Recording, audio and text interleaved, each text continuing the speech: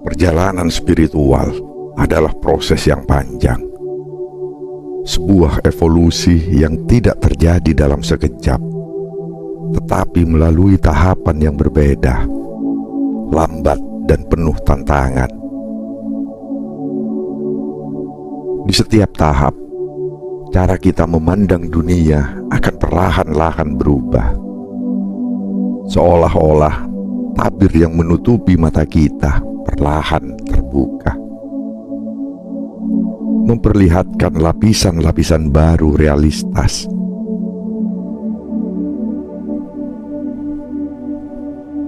Setiap pengalaman di jalan spiritual membentuk pandangan kita, mengubah persepsi kita tentang kehidupan.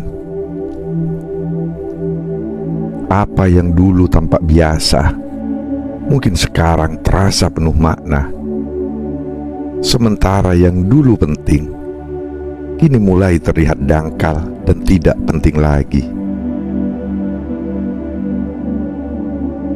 Berikut ini adalah 7 tahapan evolusi spiritual. Tahap pertama, yaitu tahap kepolosan. Tahap pertama dalam perjalanan spiritual adalah kepolosan. Ini adalah masa awal kehidupan, ketika dunia tampak seperti taman bermain yang penuh keajaiban. Di tahap ini, kita hidup dengan keyakinan sederhana bahwa segala sesuatu akan berjalan sempurna sesuai dengan harapan kita. Ketika kita masih anak-anak, dunia terasa seperti tempat yang ideal. Semua kebutuhan kita terpenuhi tanpa usaha besar dari kita. Contohnya, seorang bayi yang menangis di malam hari tidak memiliki keraguan sedikit pun bahwa seseorang akan segera datang untuk menggendongnya, menenangkan tangisnya, dan memberikan kehangatan. Di tahap ini, kita tidak mengenal konsep perjuangan atau kegagalan. Hidup terasa mudah, seolah-olah dunia ada untuk melayani kita. Jika kita menginginkan sesuatu, kita percaya bahwa hal itu akan datang dengan sendirinya. Namun kepolosan ini tidak selalu hilang saat kita tumbuh dewasa. Ada banyak orang yang meskipun tubuh mereka dewasa, tetap terjebak dalam pola pikir kepolosan ini.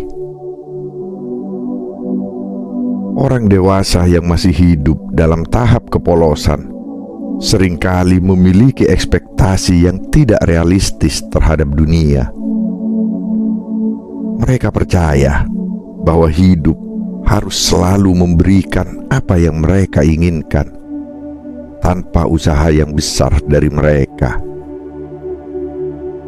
Ketika hal-hal yang tidak berjalan sesuai keinginan, mereka mudah merasa kecewa, marah, atau bahkan menyalahkan orang lain.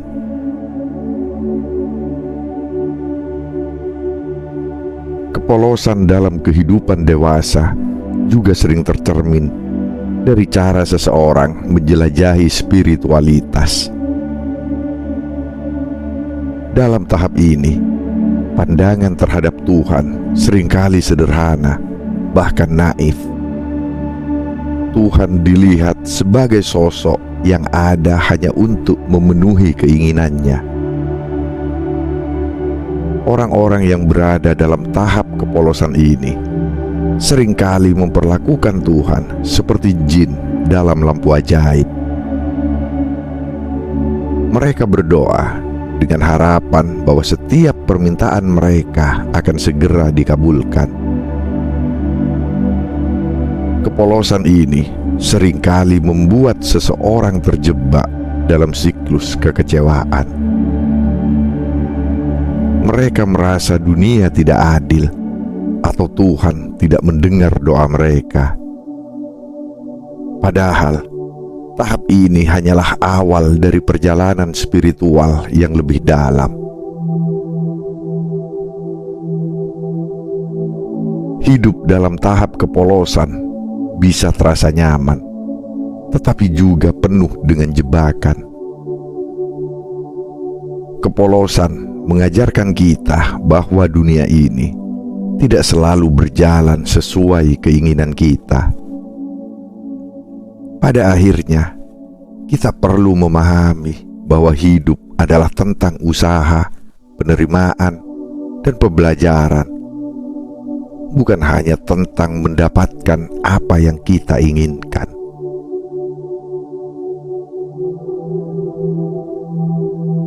Dalam perjalanan spiritual, tahap kepolosan adalah landasan awal. Ia membantu kita memahami bahwa keinginan adalah bagian alami dari kehidupan. Tetapi, kita juga perlu melampaui keinginan tersebut. Kita perlu belajar bahwa Tuhan bukanlah alat pemenuh keinginan kita, melainkan sumber kebijaksanaan yang membimbing kita melalui setiap tantangan.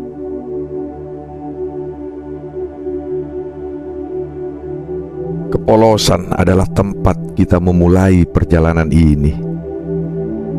Tetapi untuk berkembang, kita harus melangkah lebih jauh, memasuki tahap-tahap berikutnya yang akan membuka mata kita pada kebenaran yang lebih dalam tentang hidup dan spiritualitas.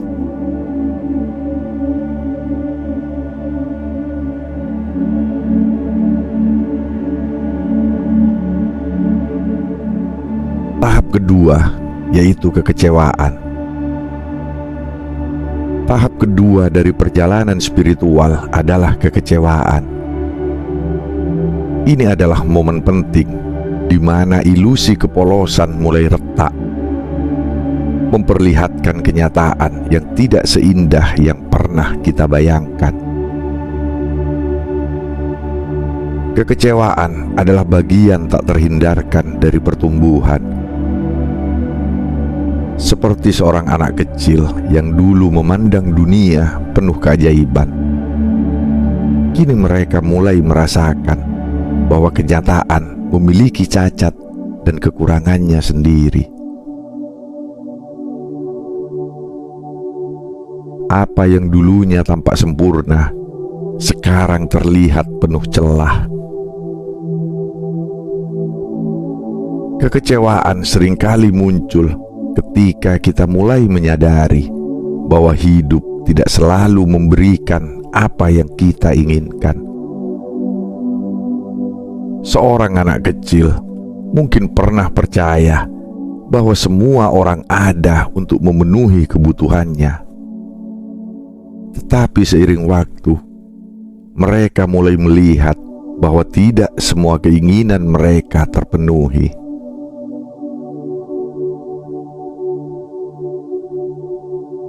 Bagi banyak orang, rasa sakit dari kekecewaan ini pertama kali terasa saat memasuki fase remaja. Pada masa ini, kita mulai dihadapkan pada kenyataan bahwa diri kita bukanlah pusat alam semesta. Dunia tidak berputar di sekitar kita. Dan sebagian besar orang bahkan mungkin tidak menyadari keberadaan kita.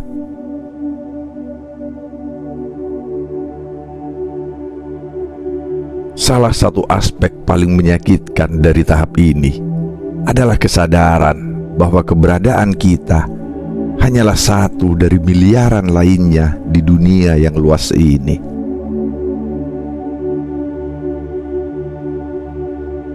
Di titik ini, rasa kecil dan tidak penting dalam luasnya dunia seringkali melahirkan rasa sakit yang mendalam. Bagi sebagian orang, ini bisa menjadi momen di mana rasa percaya diri mereka runtuh. mereka mungkin mulai meragukan diri mereka sendiri, merasa terisolasi, atau bahkan mempertanyakan tujuan keberadaan mereka. Kekecewaan adalah rasa sakit yang membakar, tetapi ini juga merupakan api yang dapat memurnikan kita. Meskipun pada awalnya menyakitkan, rasa kecewa memaksa kita untuk melihat dunia apa adanya, bukan seperti yang kita inginkan. Kekecewaan mengajarkan bahwa kesempurnaan adalah ilusi.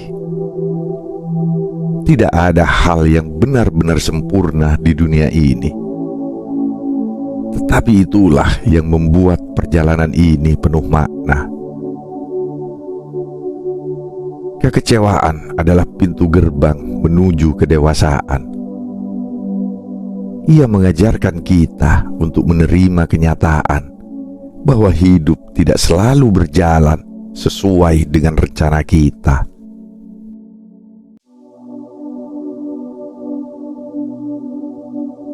Namun di balik rasa sakit itu, ada pelajaran berharga.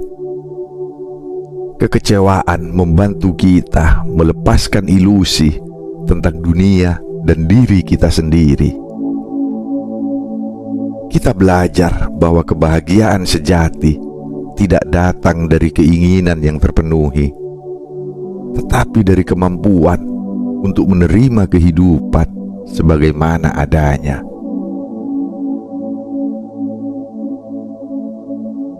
Meski berat, kekecewaan adalah awal dari transformasi.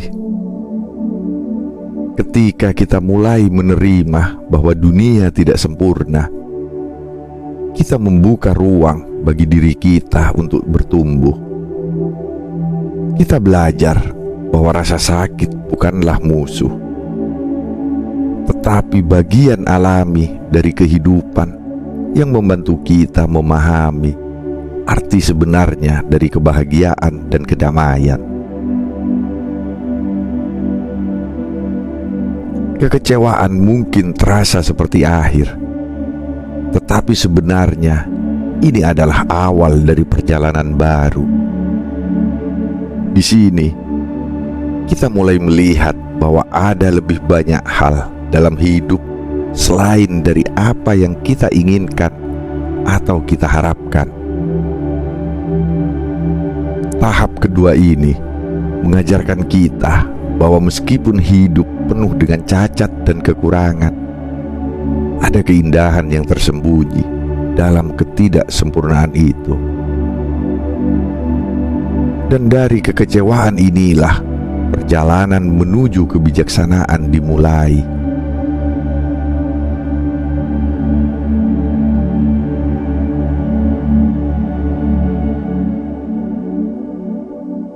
Tahap ketiga yaitu tanggung jawab. Tahap ketiga dalam perjalanan spiritual adalah tanggung jawab. Ini adalah momen krusial dalam hidup. Saat kita menyadari bahwa keberadaan kita sepenuhnya berada di tangan kita sendiri. Tidak ada lagi tempat untuk bersandar atau sosok penyelamat yang akan datang menyelesaikan semua masalah kita.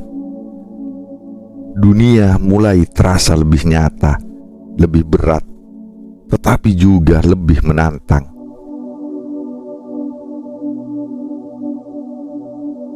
Pada tahap ini, kita mulai memahami bahwa segala sesuatu yang kita lakukan memiliki konsekuensi. Setiap keputusan yang kita ambil untuk membentuk jalan hidup kita, baik atau buruk. Pada tahap ini, ada kesadaran yang mendalam bahwa kebebasan sejati tidak terletak pada tidak adanya aturan, melainkan pada kemampuan kita untuk bertanggung jawab atas diri kita sendiri. Tanggung jawab seringkali datang dengan perasaan terisolasi. Untuk pertama kalinya, kita merasa bahwa tidak ada orang lain yang benar-benar mengawasi atau memimpin kita. Dunia terasa seperti panggung besar, tetapi tidak ada sutradara yang memberi arahan. Kita harus berdiri di tengah dunia tanpa bimbingan dari yang tak terlihat. Keputusan kita, tindakan kita, dan hasil dari apa yang kita lakukan sepenuhnya berada di tangan kita sendiri.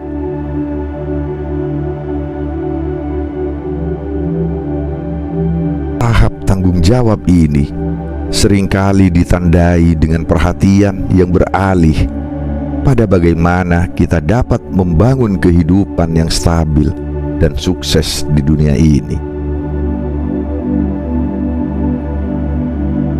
Pada tahap ini, banyak orang mulai mencari pendidikan yang lebih tinggi, mengejar karir yang menjanjikan, dan membentuk keluarga. Ini adalah fase di mana kita bekerja keras untuk mencapai cita-cita kita. Seringkali dengan harapan untuk membangun keamanan finansial atau memberikan yang terbaik bagi orang-orang yang kita cintai. Pada titik ini, kita mulai menyadari betapa besar tanggung jawab yang harus kita pikul. Kadang-kadang, ini terasa seperti beban yang tak tertahankan. Tetapi pada saat yang sama, ada rasa bangga yang muncul ketika kita melihat hasil dari usaha keras kita. Namun, tahap ini juga penuh dengan tantangan. Ada kalanya tanggung jawab terasa terlalu berat. Kita merasa sendirian, terjebak dalam rutinitas dan kehilangan arah. Disinilah ujian sejati dari tanggung jawab dimulai. Kita dipaksa untuk menemukan keseimbangan antara bekerja keras dan menjaga kesehatan mental kita. Tanggung jawab mengajarkan kita bahwa hidup bukan hanya tentang apa yang kita dapatkan, tetapi juga tentang apa yang kita berikan. Kita mulai memahami bahwa setiap usaha yang kita lakukan, setiap keputusan yang kita buat adalah bagian dari proses pembentukan diri kita sebagai individu yang matang. Tahap ini juga mengajarkan bahwa kegagalan adalah bagian dari perjalanan. Tidak ada kesuksesan yang datang tanpa perjuangan. Tanggung jawab mengajarkan kita untuk tidak menyalahkan keadaan atau orang lain, tetapi untuk melihat ke dalam diri sendiri dan terus memperbaiki apa yang bisa kita ubah.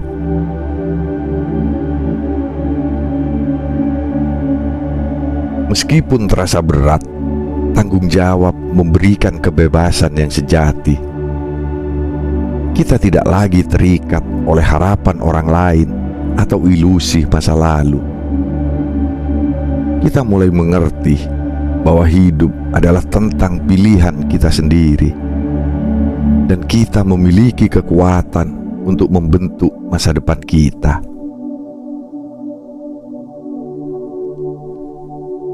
Di tahap ini, meskipun dunia terasa seperti panggung tanpa sutradara, kita menyadari bahwa kita adalah aktor sekaligus penulis dari cerita hidup kita sendiri. Setiap langkah yang kita ambil, setiap keputusan yang kita buat adalah bagian dari perjalanan besar menuju pemahaman yang lebih dalam tentang diri dan kehidupan. Tahap tanggung jawab adalah tempat kita belajar untuk tidak hanya bertahan, tetapi juga tumbuh. Dengan menerima beban ini, kita mempersiapkan diri untuk melangkah ke tahap berikutnya. Tempat di mana kita mulai mencari makna yang lebih dalam.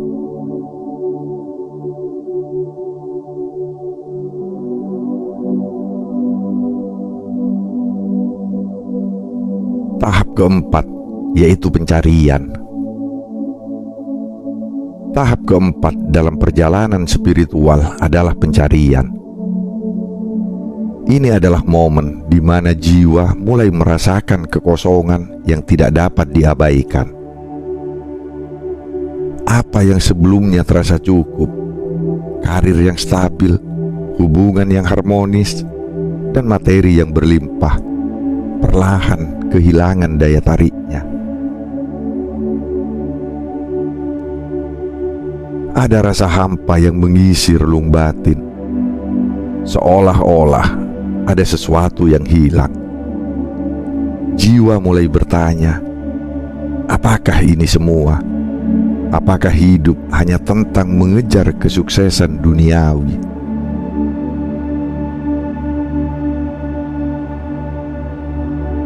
Pada tahap ini, seseorang mulai mempertanyakan apa yang dulunya dianggap sebagai tujuan hidup.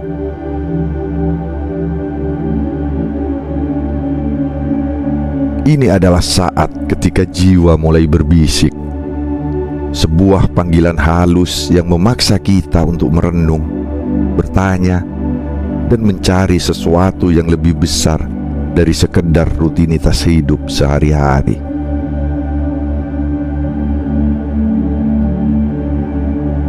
Pada tahap ini, banyak orang mulai merasa bahwa ada sesuatu yang tersembunyi di balik tirai kehidupan. Sesuatu yang lebih besar, lebih dalam, dan lebih abadi daripada sekedar dunia fisik yang mereka jalani. Namun, pencarian ini tidak datang tanpa kegelisahan. Rasa haus akan makna yang lebih dalam seringkali disertai dengan kebingungan dan ketidakpastian.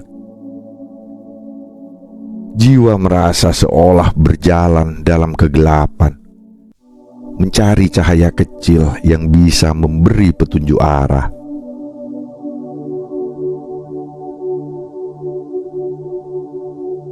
Namun tidak semua perjalanan pencarian ini berjalan mulus. Ada jiwa-jiwa yang mengalami krisis keyakinan yang mendalam.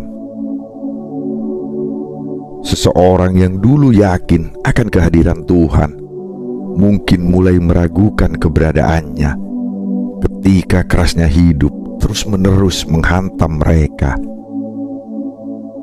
Kehilangan orang tercinta, kegagalan besar, atau penderitaan yang tak terjelaskan seringkali memaksa seseorang mempertanyakan keyakinannya.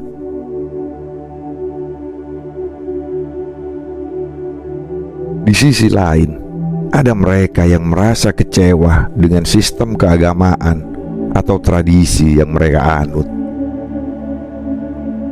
Mereka mulai merasa bahwa jawaban yang diberikan agama tidak memadai untuk menjelaskan kompleksitas hidup ini. Pencarian ini seringkali terasa seperti perjalanan di kegelapan. Tidak ada peta yang jelas, tidak ada panduan yang pasti. Seseorang harus mengandalkan insting batinnya untuk menemukan jalan. Namun di tengah kegelapan ini, ada potensi besar untuk pertumbuhan. Rasa gelisah dan ketidakpastian memaksa seseorang untuk melampaui batas-batas keyakinan lama mereka. Mereka mulai membuka diri terhadap pandangan baru, cara berpikir baru, dan pengalaman baru. Tahap pencarian ini juga melibatkan upaya membebaskan diri dari keraguan.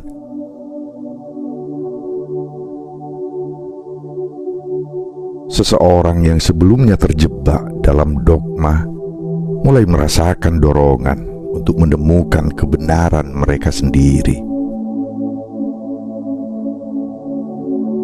Ini adalah fase di mana kita berhenti mencari jawaban dari luar dan mulai mendengarkan suara batin kita. Kita belajar bahwa setiap jiwa memiliki jalannya sendiri, dan tidak ada satu jalan yang benar untuk semua orang. Pada akhirnya, setiap jiwa yang berani melalui perjalanan ini akan menemukan jalannya sendiri. Ada yang menemukan kedamaian dalam agama yang lebih mendalam. Ada yang menemukan makna dalam hubungan dengan alam. Dan ada yang menemukan harmoni dalam cinta kepada sesama manusia. Tahap pencarian bukanlah tentang mencapai tujuan tertentu, melainkan tentang perjalanan itu sendiri. Tentang keberanian untuk bertanya, untuk ragu, dan untuk terus berjalan meskipun tidak ada kepastian.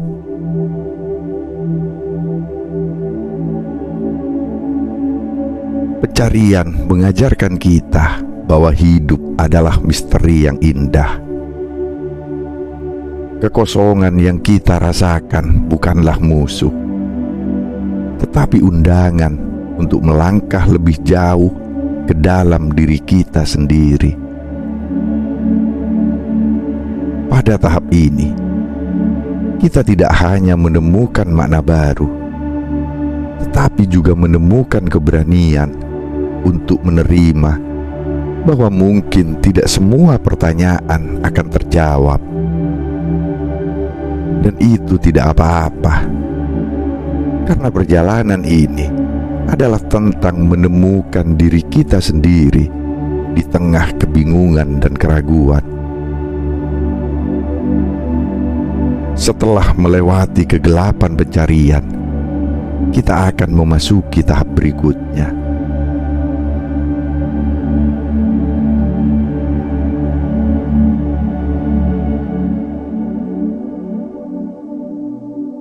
Tahap kelima, yaitu tahap transformasi. Tahap kelima dalam perjalanan spiritual adalah transformasi. Sebuah titik balik yang mengubah cara seseorang memandang dunia, dan yang lebih penting, mengubah siapa mereka di kedalaman jiwa mereka.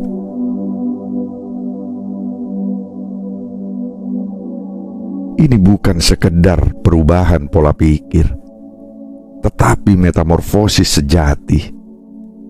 Proses yang membongkar lapisan demi lapisan identitas lama untuk menemukan diri sejati di bawahnya. Dalam fase transformasi, topeng-topeng yang telah dikenakan selama bertahun-tahun mulai jatuh. Seorang individu yang sebelumnya mendefinisikan dirinya melalui pencapaian, status sosial, atau pengakuan dari orang lain akan mulai menyadari bahwa semua itu hanyalah cangkang kosong. Apa yang dulu tampak penting, gelar, jabatan, rumah mewah, atau popularitas, kini terasa hampa dan tidak relevan. Ego yang selama ini mendikte cara berpikir dan bertindak mulai kehilangan cengkeramannya.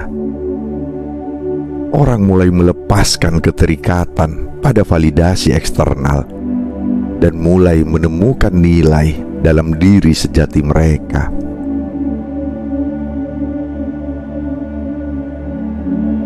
Transformasi tidak pernah terjadi dengan mudah, Ini adalah proses yang seringkali disertai dengan rasa sakit, kebingungan, dan pergulatan batin.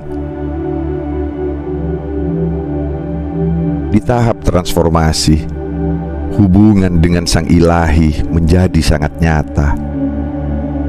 Ini bukan lagi tentang konsep abstrak atau sekedar ritual keagamaan yang dihafalkan sejak kecil. Doa bukan lagi kata-kata tanpa makna, tetapi menjadi percakapan yang mendalam dari hati yang tulus. Meditasi bukan lagi sekedar latihan, tetapi momen kehadiran yang penuh dengan rasa kedamaian dan koneksi. Transformasi juga berarti melepaskan rasa takut akan ketidakpastian. Ketika ego perlahan memudar, kebutuhan untuk selalu mengontrol segala hal dalam hidup mulai hilang.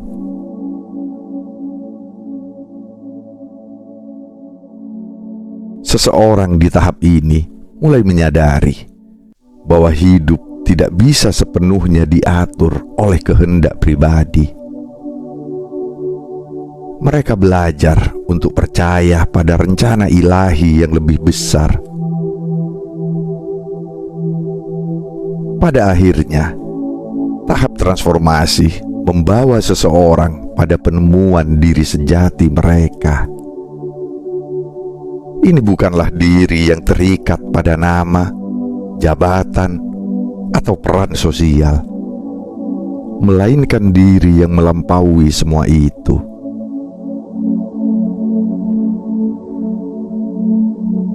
Individu yang menjalani transformasi mulai hidup dengan keaslian. Mereka menjadi lebih sadar akan tujuan mereka di dunia ini, bukan berdasarkan harapan orang lain, tetapi berdasarkan panggilan jiwa mereka sendiri. Tahap ini mengajarkan kita bahwa rasa sakit dan kehilangan bukanlah akhir, melainkan pintu menuju kebangkitan.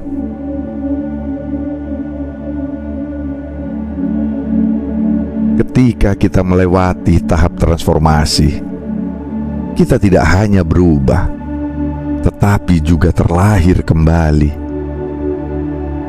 Jiwa kita mulai memahami bahwa semua perjalanan ini adalah bagian dari rencana besar yang dirancang untuk membawa kita lebih dekat kepada kebenaran dan cinta ilahi. Dan disinilah jalan menuju kedewasaan spiritual yang sejati dimulai, di mana kita tidak hanya menjadi pribadi yang baru, tetapi juga menjadi pemberi cahaya bagi dunia di sekitar kita.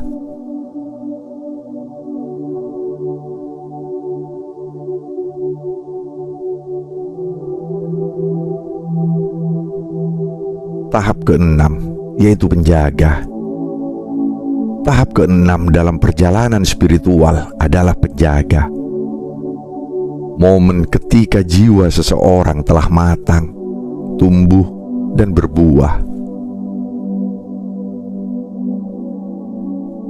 Di tahap ini, tidak ada lagi pencarian demi kepuasan diri. Tidak ada lagi perjuangan untuk pengakuan. Yang ada hanyalah dorongan murni untuk memberi, melayani, dan menjadi sumber kebaikan bagi dunia.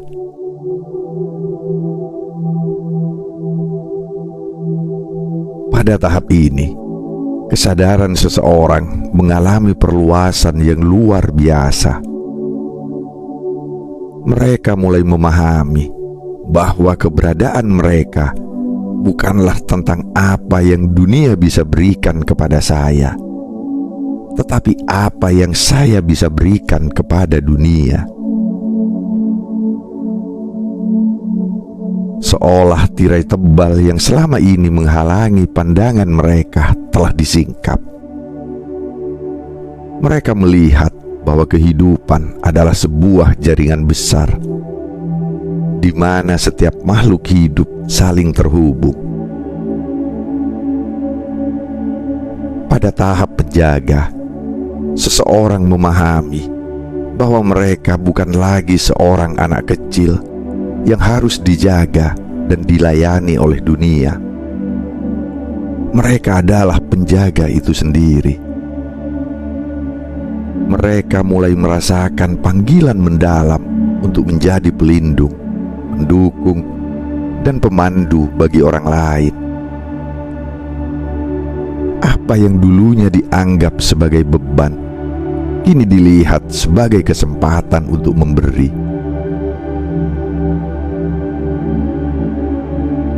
Penjaga tidak berjuang demi kepentingan pribadi, melainkan demi tujuan yang lebih besar. Mereka menyadari bahwa pelayanan kepada sesama adalah bentuk cinta tertinggi, sebuah cara untuk menghidupkan nilai-nilai ilahi di dunia. Pada tahap ini, tindakan memberi tidak lagi membutuhkan imbalan. Mereka memberi karena mereka memahami bahwa kebahagiaan sejati terletak pada keberhasilan menciptakan kebahagiaan bagi orang lain.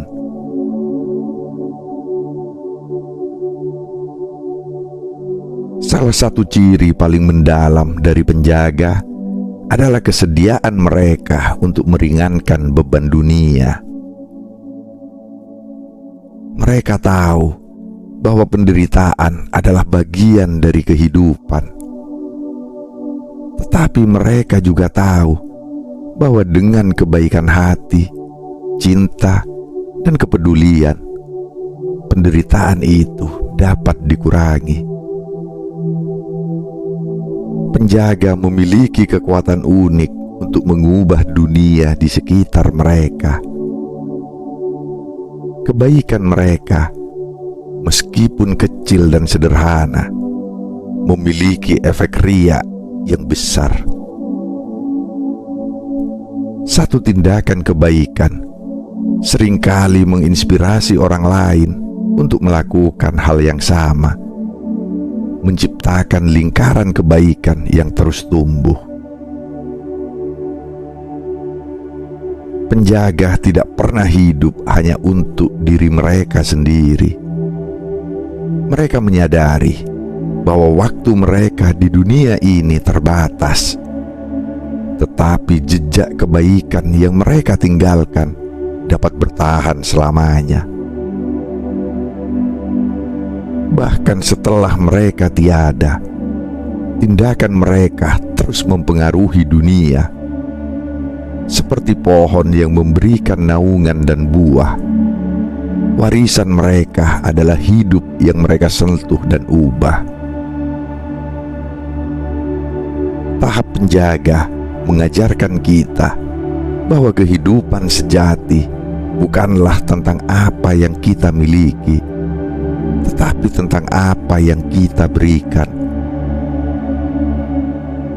Dalam melayani orang lain, kita menemukan makna yang lebih besar, kebahagiaan yang lebih dalam, dan kedamaian yang sejati.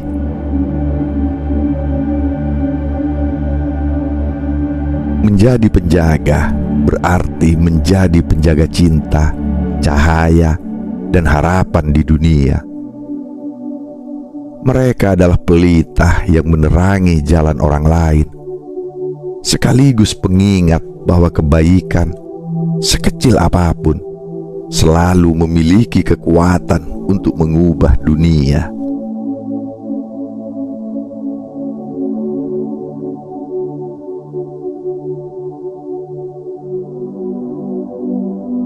Tahap ketujuh, penghambaan sejati. Tahap ketujuh adalah penghambaan sejati, yaitu puncak dari perjalanan spiritual. sebuah titik akhir yang hanya dapat dicapai oleh jiwa-jiwa yang telah melampaui setiap lapisan perjalanan, melewati cobaan dan transformasi, hingga mencapai pemurnian total. Pada tahap ini, seseorang tidak lagi hidup untuk dirinya sendiri. Setiap niat, tindakan, ucapan, dan pikiran diarahkan semata-mata untuk menyenangkan Sang Pencipta. Ego, ambisi pribadi, dan keinginan duniawi telah ditinggalkan jauh di belakang. Yang tersisa hanyalah pengabdian tulus kepada kehendak ilahi. Individu yang berada di tahap ini hidup dalam harmoni mutlak dengan perintah Tuhan. Tidak ada keraguan dalam hati mereka. Tidak ada pertanyaan tentang apa yang benar atau salah, karena jiwa mereka telah dipenuhi dengan cahaya kebenaran.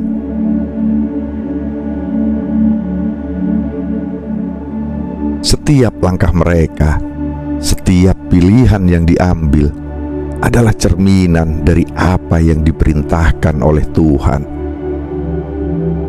Mereka tidak lagi merasa sebagai penguasa hidup mereka, melainkan sebagai pelayan dari kehendak yang lebih tinggi. Tahap penghambaan sejati adalah tentang pelepasan total. Ego yang selama ini menjadi pusat dari keinginan, hasrat, dan kebanggaan manusia telah dihancurkan. Tidak ada lagi ambisi pribadi untuk mendikte kehidupan mereka.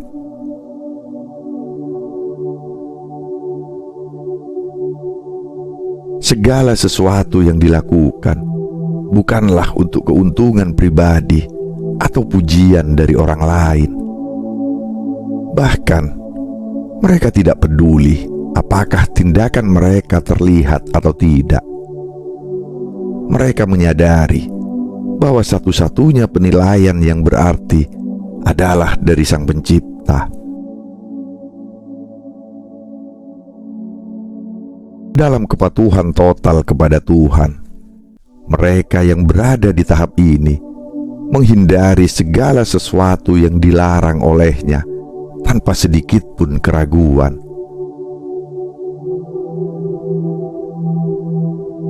Apapun yang bertentangan dengan kehendaknya dianggap tidak layak untuk disentuh atau dipikirkan. Ini bukan lagi tentang takut akan hukuman, tetapi tentang cinta yang mendalam kepada Tuhan. Mereka tidak ingin mengecewakannya, seperti seorang anak yang tidak ingin mengecewakan orang tuanya. Kepatuhan total kepada kehendak Tuhan menciptakan harmoni yang mendalam dalam batin seseorang. Tidak ada lagi konflik antara apa yang diinginkan oleh hati manusia dan apa yang dituntut oleh perintah ilahi. Mereka tidak lagi hidup dalam kekhawatiran tentang masa depan atau penyesalan tentang masa lalu. Mereka memahami bahwa segala sesuatu adalah bagian dari rencana Tuhan yang sempurna, dan tugas mereka hanyalah menjalankan apa yang diperintahkan.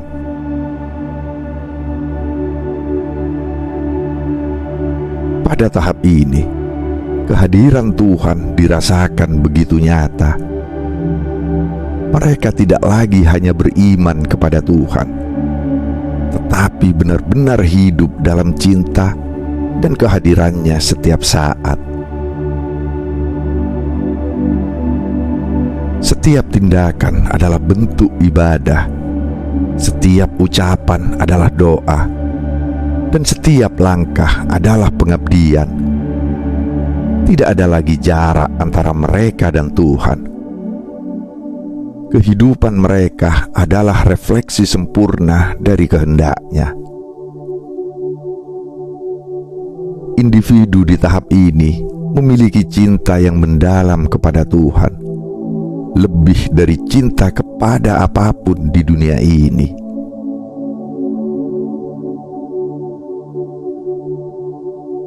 Segala hal yang mereka lakukan karena cinta. Segala penderitaan yang mereka hadapi, mereka terima dengan hati terbuka, karena mereka tahu bahwa semuanya adalah bagian dari rencana Sang Kekasih. Penghambaan sejati adalah puncak dari perjalanan spiritual. Di tahap ini, seseorang telah mencapai kesempurnaan dalam keselarasan antara tindakan manusia dan kehendak Tuhan. Tidak ada lagi ketakutan, kebingungan, atau penderitaan batin. Yang ada hanyalah kedamaian yang mendalam, lahir dari keyakinan bahwa mereka hidup sesuai dengan rencana ilahi. Pada tahap ini, kehidupan seseorang menjadi sebuah doa yang terus-menerus. Setiap tindakan adalah wujud pengabdian. Setiap nafas adalah bentuk cinta. Dan setiap langkah adalah perjalanan menuju keabadian bersama Sang Pencipta.